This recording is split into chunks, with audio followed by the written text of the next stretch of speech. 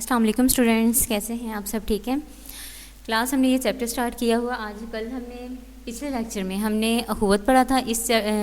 آج کے لیکچر میں میں آپ کو تبلیغ پڑھاؤں گی. ٹھیک ہے، چلیں سٹارٹ کرتے ہیں. بسم اللہ الرحمن الرحیم.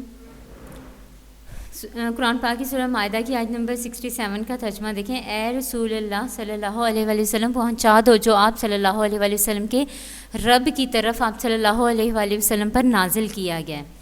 ٹھیک ہے، درج بالا آیت قرآنی میں اللہ تعالیٰ نے اپنے رسول صلی اللہ علیہ وآلہ وسلم کو تبلیغ دین یعنی اللہ کے احکامات پہنچانے کا حکم دیا. ٹھیک ہے، ہم سب سے پہلے تو اب یہ جو ٹاپک پڑھ رہے ہیں تبلیغ، اس کا معنی مفہوم پڑھتے ہیں. اب صحیح ہے، تبلیغ مصدر ہے اور اس کا لفظی معنی انتہا یا آخری ٹھکانے تک پہنچانا ہے. شریعت کی اصلاح میں اسلامی حکام اور عقائد کو لوگوں تک ٹھیک اور بلا کم و کاس پہنچا دینا تبلیغ ہے. اس کے ہم معنی دوسرے الفاظ قرآن پاک میں بھی آئے ہیں. ٹھیک ہے نا، وہ الفاظ کون سے ہیں؟ انذارہ، تذکیر، دعوت اور ابلاغ. ٹھیک ہے، یہ ہیں ان کے ہم معنی الفاظ ہیں جو سب کا مفہوم ایک ہے. تبلیغ مسلم اور غیر مسلم دونوں کے لیے ہے. غیر مسلم کو تبلیغ سے مراد یہ ہے کہ اس سے اسلام سے روشناس کرایا جائے. ٹھیک ہے، اور مسلمان کو تبلیغ کرنے سے مراد یہ ہے کہ انہیں اوامر کی طرف مائل کیا جائے اور منکرات سے روکا جائے، یعنی صحیح کی طرف جس چیز کا حکم ہے اس کی طرف لانا اور جس چیز سے منع کیا گیا اس سے پیچھے کرنا. تبلیغ ایک پیغمبرانہ کام ہے. خاتم النبیین کے بعد اب تبلیغی اور اصلاحی نصب العین کی ذمہ داری امت محمدیہ صلی اللہ علیہ وآلہ وسلم کے علماء اور حاملین دین پر ہے. جس طرح دنیاوی زندگی میں برائیوں سے دوسرے انسانوں کو بچانا اچھا سمجھا جاتا ہے،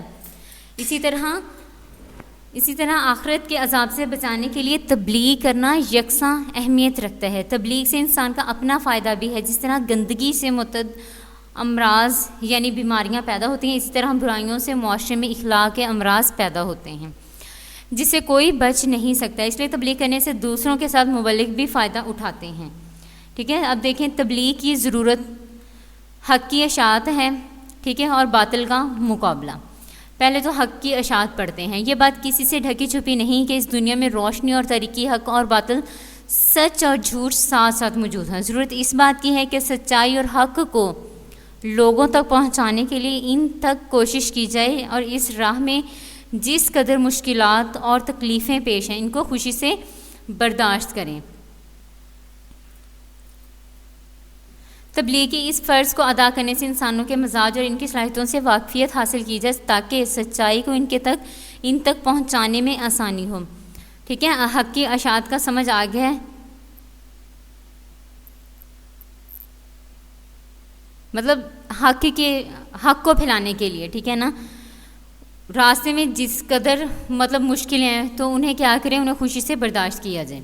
ٹھیک ہے، باطل کا مقابلہ دیکھیں. باطل قوتوں موجودہ دور میں بڑے منظم اور سائنٹیفک انداز میں کام کر رہی ہیں. ٹھیک ہے، گمراہی پھیلانے کے لیے نئے طریقے اختیار کیے جا رہے ہیں. لہٰذا حق کے پرستاروں پر لازم ہے کہ وہ بھی تبلیغ حق کے لیے منظم ہوں. وہ تبلیغ کے لیے پوری کوشش بروئے کار لائیں، ہر قسم کی قربانی کے لیے تیار رہیں اور باطل کے سامنے ڈٹ جائیں. اگر حق کو بچانے میں تھوڑی سی کمزوری بھی دکھائی تو باطل کی پسپائی ناممکن ہوگی. یہی وجہ ہے کہ موجودہ زمانے میں تبلیغ کا فریضہ بہت زیادہ اہمیت کا حامل ہے. اب نیکسٹ ہے تبلیغ کی اہمیت. ٹھیک ہے، اب ہم تبلیغ کی اہمیت پڑھیں گے قرآن پاک کی آیات سے، پھر احادیث نبی صلی اللہ علیہ وآلہ وسلم سے. ٹھیک ہے،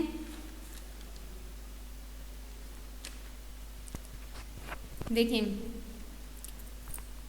قرآنی آیات سے سچائی کا بول بالا کرنے کے لیے اللہ تعالیٰ نے اپنے برگزیدہ بندوں کو مبعوث فرمایا. سب سے بڑے مبلغ جناب حضرت محمد صلی اللہ علیہ وآلہ وسلم ہیں.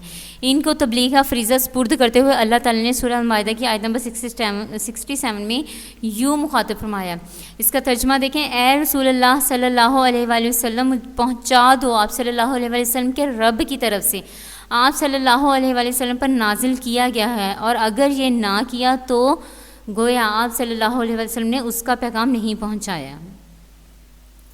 پھر آگے دیکھیں سورہ مدثر کی آیت نمبر 1، 2، 3 دیکھیں. اے کپڑوں میں لپٹے ہوئے محمد صلی اللہ علیہ وآلہ وسلم، کھڑے ہو جاؤ، پھر ڈراؤ اور اپنے رب کی بڑائی بیان کرو. ٹھیک ہے.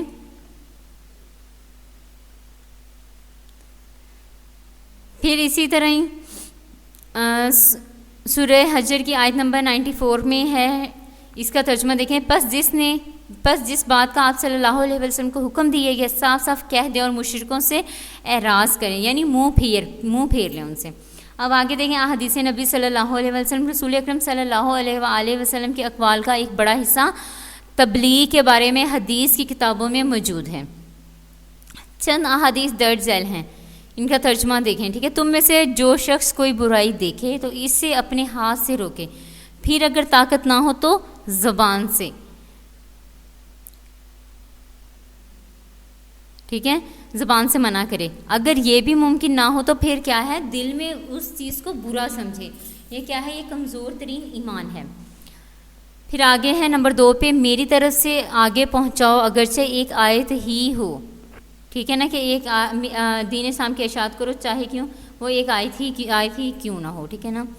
اب آگے دیکھیں نمبر 3 پہ، خدا اس شخص کو مسرور شادماں رکھے جو میری بات سن کر یاد کر لے اور اسے آگے پہنچائے، کیونکہ بہت سے سننے والے ان لوگوں سے زیادہ سمجھدار ہوتے ہیں جنہوں نے براہ راست سنا ہو، یعنی مجھ سے. ٹھیک ہے. یہ احادیث آپ کلاس دیکھ لیجئے گا. آگے ہم تبلیغ پڑھتے ہیں، یعنی اسلام کا لازمہ. قرآن و حدیث سے ثابت ہوتا ہے کہ اسلام فریضہ تبلیغ کو دین ہی کا ایک حصہ قرار دیتا ہے اور اس میں کوتاہی سمجھی جائے گی، لہٰذا اس نے تبلیغ کو پوری امت کی ذمہ داری بنا دیا.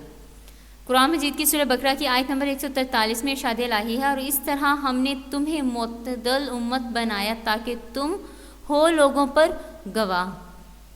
یعنی رسول اللہ صلی اللہ علیہ وآلہ وسلم نے اللہ کی یہ امانت تم تک پہنچا دی. اب آنے والی نسلوں تک اسے پہنچانا سب امت کی ذمہ داری ہے. اس امت کو آگے پہنچانے کے لیے 2 طریقے ہیں. اب وہ طریقے کون سے ہیں؟ ایک تو انفرادی تبلیغ ہوگی اور ایک ہے دوسری کون سی، اجتماعی تبلیغ. ٹھیک ہے. اب انفرادی سے ظاہر ہو جاتا ہے، انفرادی میں مطلب وہ ایک ہی پرسن آ جائے گا. ٹھیک ہے نا. پہلے ہم انفرادی کو کر لیتے ہیں. امت کا ہر فرد مبلغ ہے، ہر مسلمان پہ یہ ذمہ داری عائد ہے کہ وہ اسلامی عقائد و اعمال سیکھے اور انہیں دوسروں تک پہنچائے. ٹھیک ہے. قرآن پاک کی سورہ توبہ کی آیت نمبر 71 میں ارشاد الہی ہے، اور مومن مرد اور مومن عورتیں ان میں سے بعض کے رفیق ہیں، یعنی ایک دوسرے کے. مومن مرد اور عورتیں ایک دوسرے کے دوست ہیں، وہ بھلائی کا حکم دیتے ہیں اور برائی سے ایک دوسرے کو روکتے ہیں. بہترین جہاز ظالم حکمران کے سامنے حق کی بات کہہ دینا ہے. آگے دیکھیں، یہ تو ہوگی انفرادی تبلیغ. اب اجتماعی دیکھتے ہیں. انفرادی طور پر تبلیغی کوششوں سے آگے بڑھ کر اس کو ایک منظم جماعتی شکل میں لانے کے لیے قرآن پاک اور احادیث نبی صلی اللہ علیہ وآلہ وسلم میں واضح احکام موجود ہیں، جن سے معلوم ہوتا ہے کہ اسلامی حکومت اور پورا مسلمان معاشرہ اجتماعی طور پر دعوت دین اور احکام الہی عوام الناس تک پہنچانے کا پابند ہے. چنانچہ سورہ آل عمران کی آیت نمبر 110 میں فرمائے گا، تم بہترین امت ہو جو لوگوں کے لیے پیدا کی گئی ہو یا بھیجی گئی ہو. تم اچھے کاموں کا حکم کرتے ہو اور برے کاموں سے منع کرتے ہو.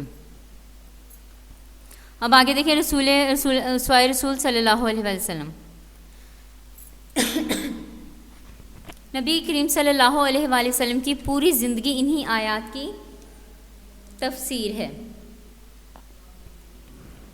ٹھیک ہے. تبلیغ کے اس فرض کی ادائیگی اور آپ صلی اللہ علیہ وسلم نے گالیاں کھائیں، سوشل بائیکاٹ برداشت کیا، پتھر کھائے، دان شہید کرائے، عزیزوں سے جدائی کے صدمے اٹھائے، لیکن ایک لمحے کے لیے تبلیغ سے غافل نہ ہوئے. ہجرت کے بعد آپ صلی اللہ علیہ وسلم کی مصروفیتیں زیادہ ہو گئیں تو بھی ہر قدم پر اللہ کا پیغام لوگوں تک پہنچانے میں کوتاہی نہ فرمائی، بلکہ گھر میں، مسجد میں، میدان جنگ میں، سفر و حضر میں تبلیغ کا حق ادا کر دیا.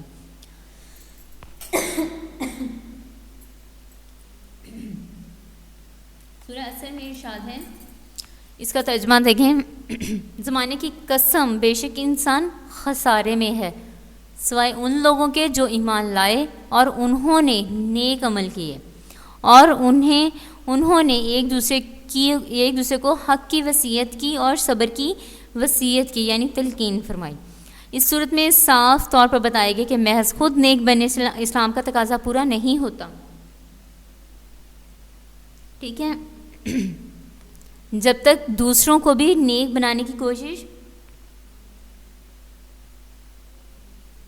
نہ کی جائے اور برائی کا خاتمہ نہ کیا جائے۔ ایک دوسری جگہ سورہ کاف کی آیت نمبر 45 میں ارشاد ہے، پس آپ صلی اللہ علیہ وآلہ وسلم قرآن سے نصیحت کریں، یعنی ان کو جو میری وعید سے ڈراتا ہے، ٹھیک ہے۔ پھر سورہ حج کی آیت نمبر 41 میں ارشاد الہی ہے، اس کا ترجمہ دیکھیں، وہ لوگ اگر ہم انہیں ملک میں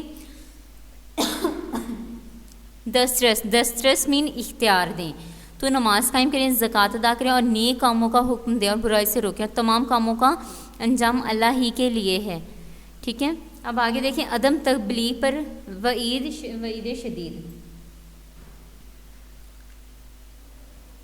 ان احادیث کا ذکر ہم پہلے کر چکے ہیں جن میں عدم تبلیغی پر انفرادی عذاب، آخرت اور اجتماعی ہلاکت کی شدید وعید آئی ہے، ٹھیک ہے۔ قرآن مجید میں اللہ تعالیٰ نے بنی اسرائیل کے عذاب میں مبتلا ہونے کی وجہ یہ بیان فرمائی کہ وہ حق کی تبلیغ چھوڑ بیٹھے تھے۔ سورہ مائدہ کی آیت نمبر 79 میں ارشاد الہی ہے، وہ ایک دوسرے کو برے کام سے جو وہ کرتے تھے روکتے نہ تھے، البتہ برا ہے وہ جو کرتے تھے۔ پھر دیکھیں، پھر بنی اسرائیل کے 3 گروہوں کا ذکر کیا گیا، ٹھیک ہے۔ ان میں پہلا برائیوں میں مبتلا تھا،